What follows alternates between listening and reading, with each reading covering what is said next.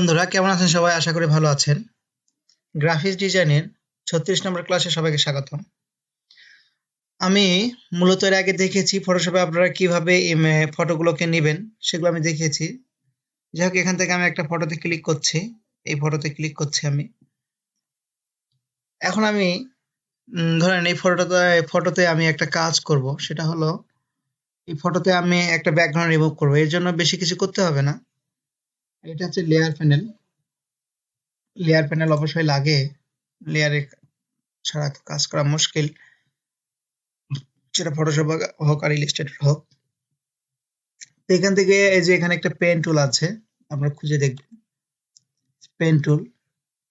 Pen tool দিয়ে যেটুকু selection করবেন আপনি,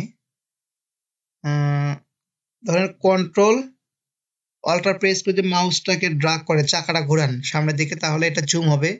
পিছনের দিকে যদি চাকাটা ঘোরান তাহলে এটা ছোট হবে, হ্যাঁ, জুম আউট হয়ে যাবে।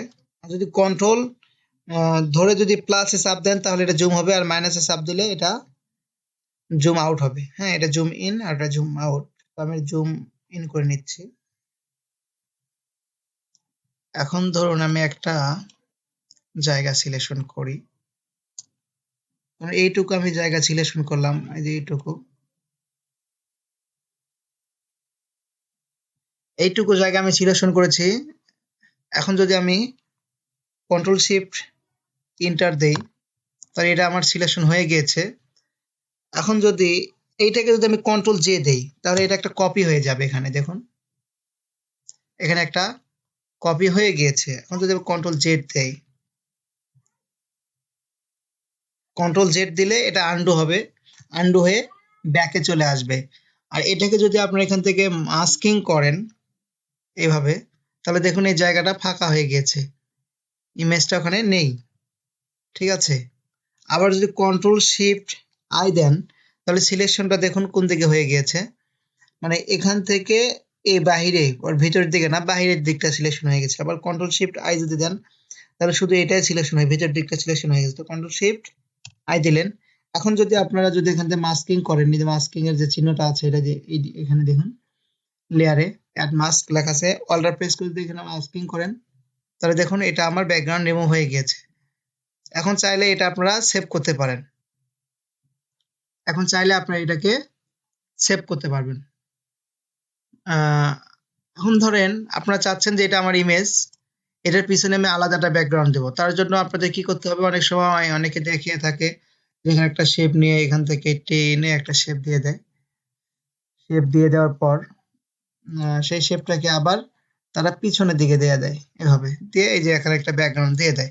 তো এখন যদি ব্যাকগ্রাউন্ডের কালারটা চেঞ্জ করতে যায় তাহলে দেখুন এই যে এখানে কালারটা আপনারা চেঞ্জ করতে পারছেন, এখান থেকে চেঞ্জ করতে পারছেন। আমি যে সফটওয়্যার দেখাচ্ছি, যে ফটোশপটা দেখেছি এটা মূলত আমার 2022 সালের। দেখুন এই ফটোশপটা আমার 2022 সালের। এই যে এখানে দেখুন ফটোশপ 2022, আমি 23টা ইনস্টল করব 2-1 এর মধ্যে। তো এই 2022 সালে যে ফটোশপটা আছে সেটাতে এইভাবে কাজ করতে হয় আর কি।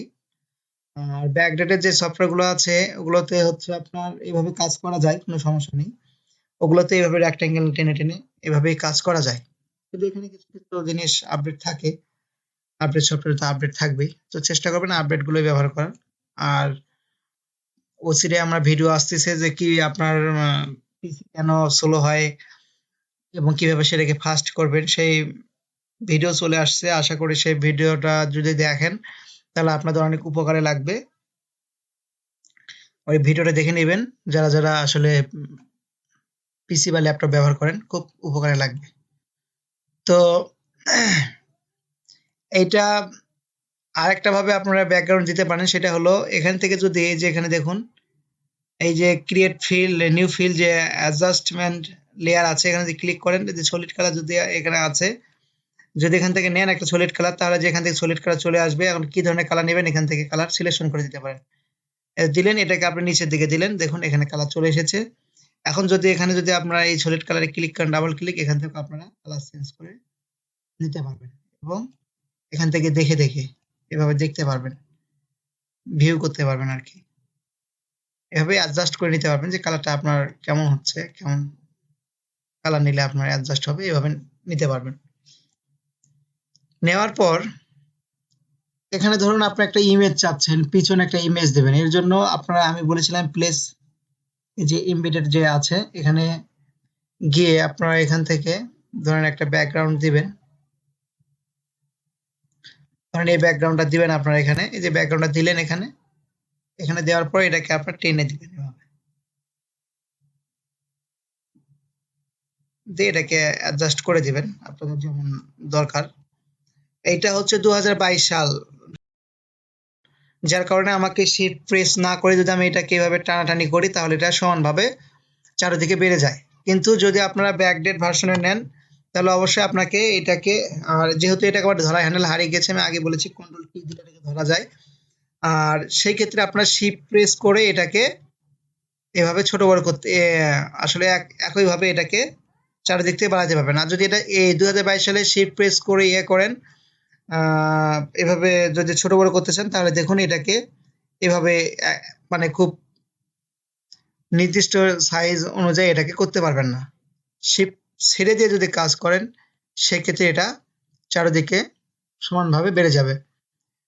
আর যেগুলো সফটওয়্যারে এভাবে ধরে মানে যেভাবে বাঁকা তেরা হয়ে যাচ্ছে ওইরকম হয়ে যায় যদি, তাহলে চেষ্টা করবে শিফট প্রেস করে এটাকে ছোট বড় করার, তাহলে এটা ভাবে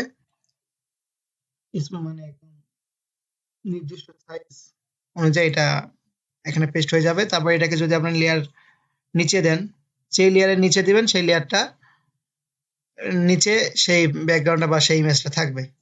ইমেজটা যেহেতু উপরে আছে উপরে থাকবে, আর এটা যেহেতু নিচে আছে তাই এটা নিচে থাকবে। এর নিচে যেহেতু কালারটা আছে দেখুন, যেটা হাইড করে দিলে কালারটা দেখা যাবে, এটাকে দিলে এর উপরে, তার উপরে এটা।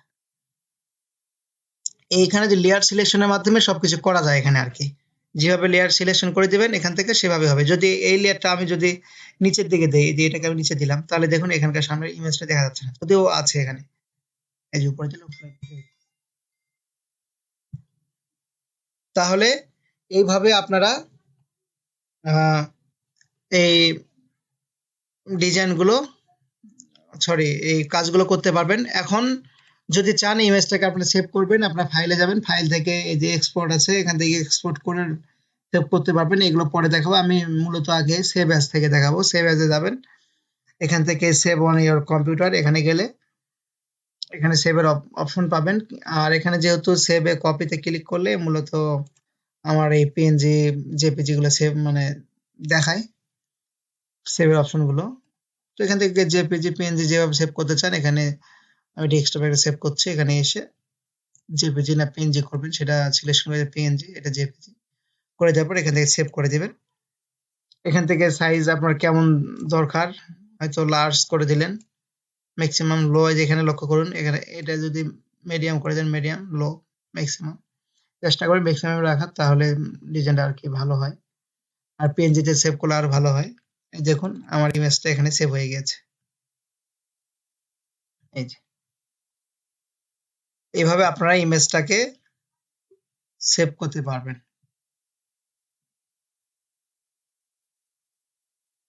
তো ধন্যবাদ বন্ধুরা, আমি আজকে মোটামুটি দেখালাম কিভাবে একটা ইমেজ নেবেন, ব্যাকগ্রাউন্ড রিমুভ করবেন এবং হচ্ছে সেইটার সেভ করবেন কিভাবে, এবং কিভাবে আপনার লেয়ার গুলো প্লেসমেন্ট করবেন সেগুলো দেখালাম। এরপর আস্তে আস্তে আরো ক্লাস আসবে ফটোশপের, সেগুলো ধারাবাহিকভাবে দেখানো হবে। ধন্যবাদ বন্ধুরা, যদি ভালো লাগে অবশ্যই চেষ্টা করবেন ভিডিওটি লাইক দেওয়ার জন্য। কোনো সমস্যা হলে অবশ্যই কমেন্ট করে জানিয়ে দিবেন। ফটোশপ রিলেটেড যে কোনো সমস্যা থাকলে আমাকে জানাবেন, আমি সলভ করার চেষ্টা করব। ধন্যবাদ।